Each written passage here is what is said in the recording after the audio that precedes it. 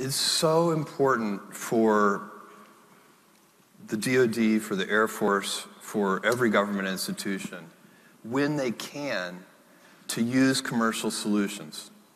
And what I find is that when the requirements get written, they're not written necessarily taking that into account in all cases. And so you get something, you end up getting a custom-built system which meets the requirements when a commercial system would have met those requirements, or actually met a different set of requirements, but in a much better way for the capability that's actually being required. And that's a big problem. It's very costly, it slows you down.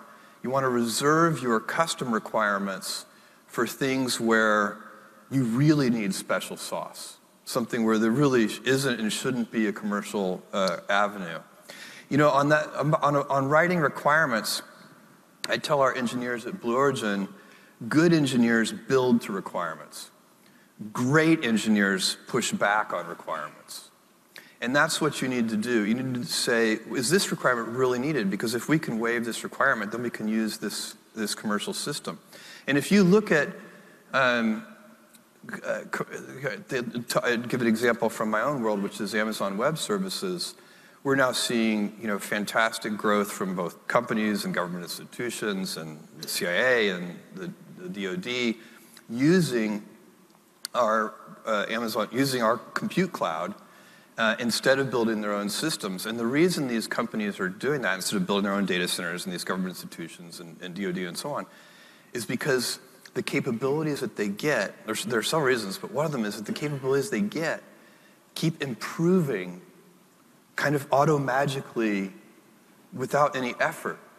And part of what's going on there is in a system like that, you want co-customers because the co-customers drive the product forward. If you're the only customer of a software system, you're the only one driving it forward. If thousands of customers share that system, then the other 999 that are not you are also driving it forward, and you get that as a tailwind.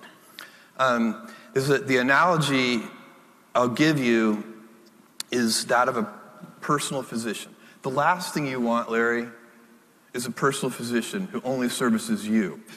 Right. Because that person, they'd be available, they'd show up and do house calls, they'd be there any time, but they wouldn't be, you want a doctor who's seeing hundreds of sick people so that when you have a problem, that doctor has a bunch of data points. How could a personal private physician ever diagnose something? It would be so challenging. You don't want a private doctor. You want a doctor where you want a bunch of co-patients because those patients are teaching that doctor every day. And that's what happens if you can use a commercial system, you effectively have a doctor who has lots of patients teaching.